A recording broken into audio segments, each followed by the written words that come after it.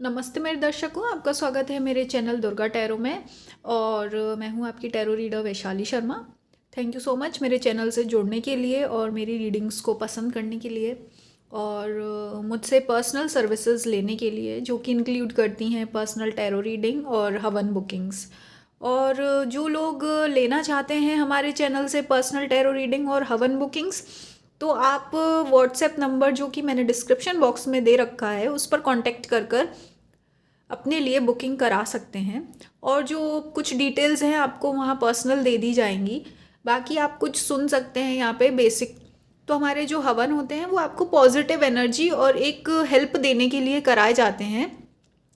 Help, energetic help, ताकि आप सही डिसीजन ले सकें और क्लैरिटी से सोच सकें। अक्सर करके क्या होता है कि इंसान को पता तो सब होता है लेकिन बहुत कन्फ्यूजन हो जाता है एनर्जीज़ की वजह से, जिसकी वजह से आप बहुत डाउट करते हैं और अपने आप को कभी कभी बड़ा रिस्क लेने से या सही डिसीजन लेने से रोक देते हैं। तो इस टाइप से आपको कहीं हेल्प मिलती है ये हवन से। और जैसे कि रिश्तों में अच्छी अंडरस्टैंडिंग आना, बिजनेस वगैरह में थोड़ा सपोर्ट मिल जाना, और हेल्थ वगैरह में आपको हेल्प मिलना, या कोई नया काम, शुभ काम करने जा रहे हैं तो उसके लिए हवन, या अगर आपके काम में देरी हो जाती है या आपको ऐसा लगता है कि रुक जाते हैं काम, तो इस तरह से इन सब चीज़ों का जो समाधान है वो आपको थोड़ा लेने में हमारे जो हवन हैं वो हेल्प करते हैं। और इसके साथ साथ हमारे जो हवन हैं वो जैसे काली माँ हवन, दुर्गा माँ हवन, विष्णु सहस्त्र नाम हवन, महादेव सहस्त्र नाम हवन, जैसे शिव सहस्त्र नाम हवन, महालक्ष्मी सहस्त्र नाम हवन, इसी प्रकार की अन्य हवन सेवाएं उपलब्ध हैं। और ये जो हवन सेवाएं हैं ये सेट ऑफ डेज में होते हैं। जैसे एक दिन के लिए अगर आप कराना चाहें, 3 दिन के लिए, 5 दिन के लिए, 7 दिन के लिए, 11 दिन के लिए, तो ये आपके अनुसार जो होता है, आपको जो चीज़ आपको फिट बैठे उस हिसाब से आप ये सेवाएं अपने लिए ले सकते हैं। बाकी और भी जो डिटेल्स है अगर आप पर्सनली कांटेक्ट करेंगे तो आपको वहाँ पे दे दी जाएगी। तो अब हम आते हैं आज की रीडिंग पर। आज की रीडिंग है कि काली माँ का आपके लिए क्या संदेश है।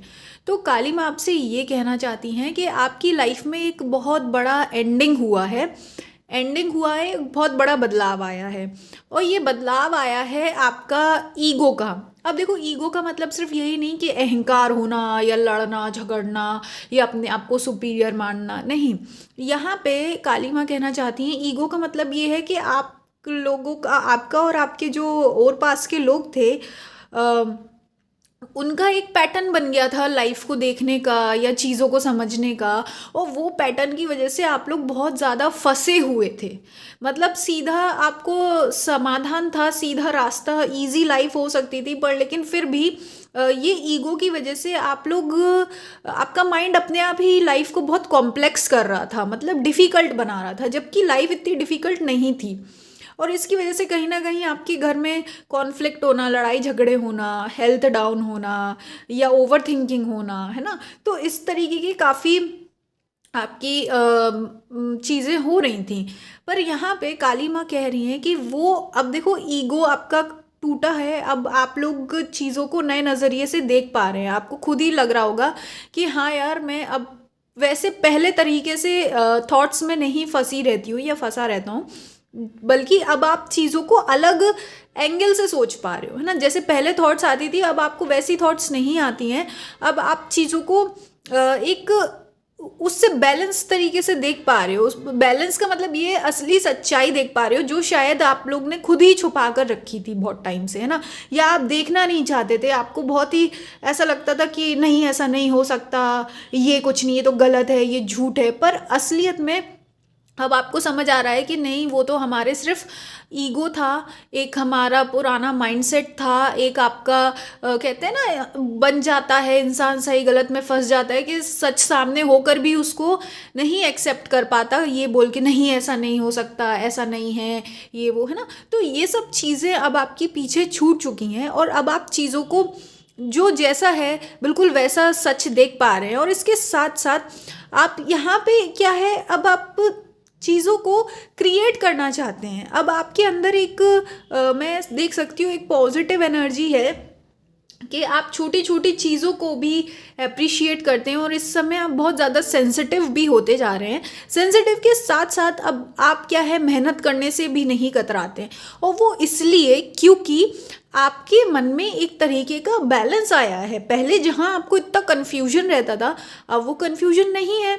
और जब आपको मेंटल क्लैरिटी मिलती है तो इंसान अपने आप ही हेल्दी होने लगता है, अपने आप ही मेहनती होने लगता है ना, और अपने आप सेंसिटिविटी बढ़ जाती है। और कहीं ना कहीं देखो, ये तो अभी की बात है, आपने क्या कर रखा था, आप अपनी सच्चाई छुपा कर रखते थे। मतलब कि मैं देख सकती हूँ, जो भाई अगर आपको किसी बात का बुरा लगा है, धोखा मिला है, या आपको रोना आ रहा है, तो आप अकेले ही सफ़र कर लेते थे, अंदर ही अंदर घुट लेते थे या रो लेते थे, पर अपने आप को छुपा कर रखते थे, लोगों को नहीं पता बताते थे, बस अपने आप ही मैनेज करके जैसे तैसे एडजस्ट करके चल रहे थे। और एडजस्ट ऐसा कि आपने बहुत सारी चीज़ों को इतने परफेक्शन से अपने अंदर छुपा कर रखा था कि किसी को पता ही नहीं था कि आपके ऊपर क्या गुजर रही है। और लोग जो थे आपके और पास, अपने आप को बहुत ज़्यादा ही सुपीरियर समझ रहे थे, या ये समझ रहे थे कि अरे वो तो वही सब कुछ कर रहे हैं, या असली पावर उनके हाथ में है। जबकि इस सिचुएशन में असली पावर तो आपके हाथ में थी। मतलब आपके हाथ में कि आप ही अपने आप में पावरफुल थे। मतलब जिस तरीके से आप डिसीजन लेते हो, जिस तरीके से आप सोचते हो, जिस तरीके से आप चीज़ों को मैनेज करते हो, तो ये सब क्या आपने पहले छुपा कर रखा था। पर लेकिन क्योंकि अब ये लोगों का भ्रम टूटा है और सच सामने आया है कि असलियत में तो सारी शक्ति आपके अंदर थी, आप एक अच्छे इंसान हैं, और आपने कितना कुछ सहा है, और सहने के बाद आपने कितना कुछ छुपाकर और साइलेंटली ये सब कुछ आपने झेला है, सफरिंग करी है ना। तो ये सब चीज़ें जो आपने साइलेंट सफरिंग की थी, आज वो जब सामने सच आया है तो चीज़ें अब बदल रही हैं, है ना। अब आप या आपकी फैमिली या आप जिस भी काम वर्क प्लेस में काम करते हैं, वो चीज़ें आपके लिए अब स्टक नहीं रहेंगी, है ना। एक बैलेंस आएगा जिसमें आपको आपको आपका हिस्सा मिलेगा, जो आपका अधिकार है, आपका जो हिस्सा है। हर इंसान का एक बैलेंस फेयर शेयर होता है, एक न्याय के साथ। कहते हैं ना कि अन्याय ना हो किसी को लेने का देने में, है ना। तो अब आपका जो है कोई भी अन्याय नहीं होगा आपके साथ, और आपको आपका फेयर शेयर मिलेगा बैलेंस के साथ, है ना, वो भी बिन मांगे। और क्योंकि आपने जो डिसीजंस लिए अपनी लाइफ में, बहुत प्रैक्टिकल डिसीजन लिए, और आप बहुत ही ज़्यादा एक हायर एनर्जी में आपने अपने आप को मेंटेन करके रखा। क्योंकि इसलिए मेंटेन करके रखा, या काली माँ कहना चाहती हैं, क्योंकि आपने अपने लिए एक विजन देखा था, या कुछ आपकी हर इंसान की चाह होती है, इच्छा होती है। तो आपने वो इच्छा देखी थी, अपनी दुनिया को आप जो भी आपकी छोटी मोटी दुनिया थी, आप उसको बहुत अच्छा बनाना चाहते थे, अपने रिलेशनशिप्स को अच्छा बनाना चाहते थे, रिलेशनशिप्स में आप रिस्पेक्ट लाना चाहते थे, है ना। ये नहीं चाहते थे कि एक ही इंसान एक तरफा रिलेशनशिप चल रहा है, एक ही इंसान अपनी अपनी बड़ाई में लगा है और दूसरा इंसान बेचारा छुप छुप के जी रहा है। नहीं, तो आपने क्या किया, ऐसा मेहनत करी है, इन सब चीज़ों के लिए आपने प्रैक्टिकल डिसीजन लिए हैं, और अपनी क्रिएटिव एनर्जी लगाई है आपने, है ना।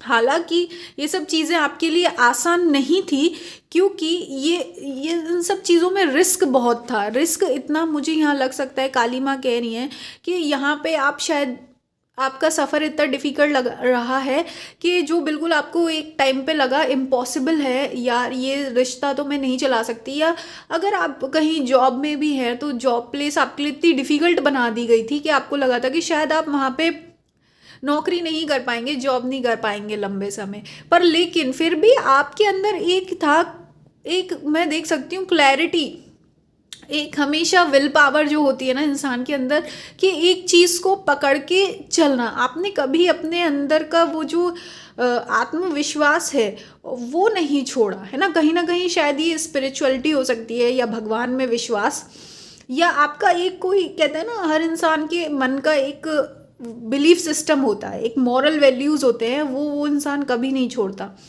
तो आपने वो नहीं छोड़ा, और उसको चलते रहे लेकर, और आपने इसके साथ साथ अपने अंदर भी बदलाव किए, क्योंकि आपको पता था कि अगर आप कुछ चीज़ चाहते हो तो उसके लिए आपको खुद को भी हर पड़ाव के लिए तैयार करना होगा। हर परिस्थिति के हिसाब से आपको अपने आप को फ्लेक्सिबल करके चलते रहना होगा।